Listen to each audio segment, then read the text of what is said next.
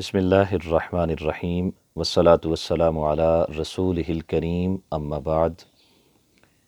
عزت اور ذلت کا معیار مال و دولت کی کثرت نہیں بلکہ دین اور پرہیزگاری ہے۔ ایسا شخص جس کے پاس مال و دولت کی کثرت ہے لیکن دین اور پرہیزگاری نہیں ہے تو وہ اللہ کی بارگاہ میں عزت والا نہیں، اور اللہ کی بارگاہ میں اس کے مال کی حیثیت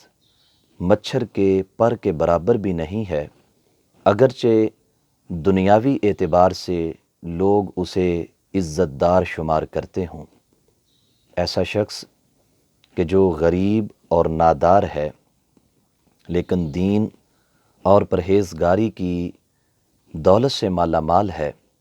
تو وہ اللہ کی بارگاہ میں عزت دار شمار ہوتا ہے، اگرچہ دنیاوی اعتبار سے اسے لوگ عزت داروں میں شمار نہ کرتے ہوں بلکہ اسے کمتر، حقیر اور ذلیل سمجھتے ہوں۔ قرآن مجید برہان رشید میں رب ذوالجلال نے ارشاد فرمایا، یا ایھا الناس انا خلقناکم من ذکر و انثی وجعلناکم شعوبا وقبائل لتعارفوا ان اکرمکم عند اللہ اتقاکم۔ اے لوگو، ہم نے تمہیں مرد اور عورت سے پیدا کیا، تمہارے قبیلے اور تمہاری قومیں پہچان کے واسطے بنائیں۔ اللہ کے نزدیک تم میں سے عزت والا وہ ہے جو اللہ سے ڈرنے والا ہے۔ سید عالم نور مجسم شفیع معظم صلی اللہ علیہ وسلم نے ارشاد فرمایا، حضرت جابر سے امام بلکہ نے شعب الایمان میں نقل کیا ہے، ارشاد فرمایا، اے لوگو، تمہارا خدا ایک ہے،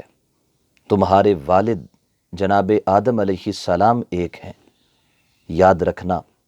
کسی عربی کو کسی عجمی پر اور کسی عجمی کو کسی عربی پر، کسی گورے کو کالے پر اور کسی کالے کو گورے پر کوئی فوقیت حاصل نہیں ہے، البتہ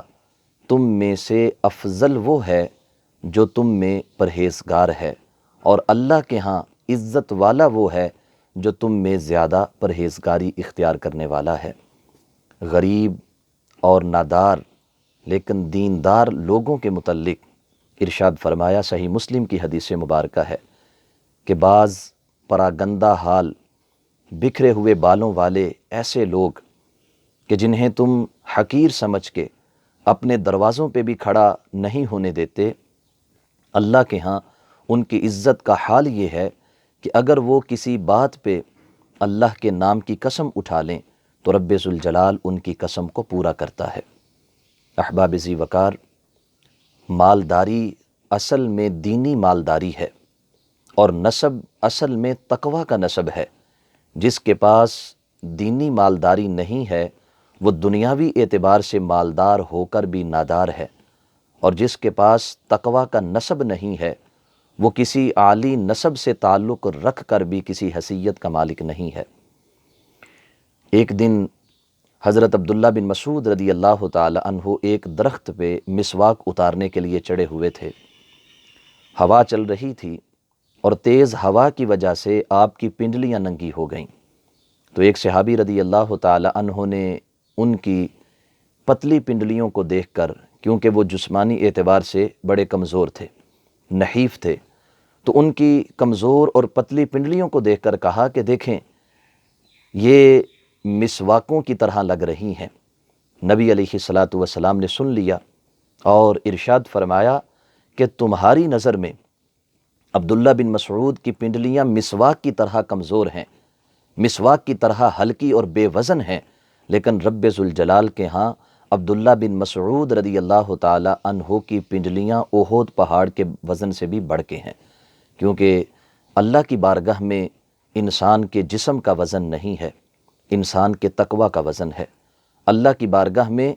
انسان کی دولت کا وزن نہیں ہے بلکہ انسان کے دین اور خوف خدا کا وزن ہے۔ حضرت سیدنا عمر فاروق رضی اللہ تعالی عنہ قریش کے اس قبیلے سے تعلق رکھتے کہ جو قریش کی سفارتکاری کی ذمہ داری ادا کیا کرتا تھا، مختلف قوموں، مختلف ریاستوں کی طرف قریش کا دوستی کا، محبت کا، امن کا پیغام لے کر جانے والا قبیلہ تھا۔ اس قبیلے کے لوگ سفیر بنتے، بڑی عزتوں کے مالک تھے، لیکن حضرت عمر فاروق رضی اللہ تعالی عنہ، حضرت بلال حبشی رضی اللہ تعالی عنہ، جن کا مکہ میں کوئی قبیلہ نہیں تھا، جن کا مکہ میں کوئی خاندان نہیں تھا، جو غلام بن کے مکہ میں آئے اور غلام بن کے ایک سے دوسرے کی طرف بکتے رہے، جناب عمر رضی اللہ تعالی عنہ ان کا ہاتھ پکڑ کے چوم کر کہا کرتے تھے، انت سیدنا یا بلال، اے بلال تو کوئی عام شخص نہیں ہے بلکہ تو عمر فاروق کا بھی سردار ہے۔ جناب عمر حضرت بلال رضی اللہ تعالی عنہ کے تقوی، ان کی پرہیزگاری اور ان کی دینداری کی وجہ سے ان کو اپنا سردار کہا کرتے تھے۔ یہی اہل اللہ کا انداز ہے، یہی قرآن و سنت کا انداز ہے کہ مالداری اصل میں دینی مالداری ہے اور تقوی اصل میں انسان کا نسب ہے۔ جس کے پاس دینی مالداری نہیں ہے وہ مالدار ہو کر بھی کمزور ہے۔ افسوس آج ہمارے معاشرے میں اسے ہی عزت والا سمجھا جاتا ہے جس کے پاس مال کی کثرت ہو، جس کے پاس گاڑیاں ہوں، بنگلے ہوں، عہدے اور منصب ہوں،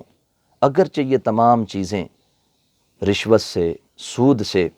جوے سے اور دیگر حرام ذرائع سے اس کے پاس پہنچی ہوں، لیکن ہم اسے عزت والا سمجھتے ہیں کیونکہ اس کے پاس مال کی دولت ہے، اس کے پاس مال کی کثرت ہے۔ اور وہ شخص جو غریب اور نادار ہے اور گزر اوقات کے لیے وہ محنت مزدوری کرتا ہے، دن بھر مشقتیں برداشت کرتا ہے، تکالیف برداشت کرتا ہے اور تھوڑی سی حلال روزی کما کر وہ اپنا اور اپنے اہل خانہ کا گزر کرتا ہے، اسے ہم کمزور سمجھتے ہیں، اسے ہم نادار سمجھتے ہیں، اسے معاذ اللہ لوگ ذلیل کہنے سے بھی، کمتر اور حقیر کہنے سے بھی باز نہیں آتے۔ آئیے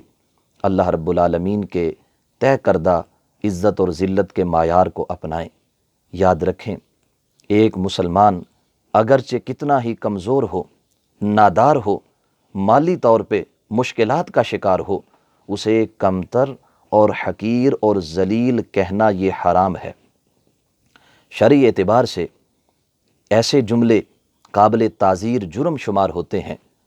اس واسطے ہمیں اپنے آپ کو سمجھانا ہے اور اللہ رب العالمین کے طے کردہ عزت اور ذلت کے معیار کے مطابق ہی ہم نے لوگوں کو سمجھنا ہے اور اپنے اندر بھی دین اور پرہیزگاری کو قائم کرنے کی کوشش کرنی ہے۔ دعا ہے رب ذوالجلال ہم سب کو عقل سلیم عطا فرمائے اور ہدایت کے راستے پہ چلنے کی توفیق بخشے۔ وآخر دعوانا ان الحمد للہ رب العالمین۔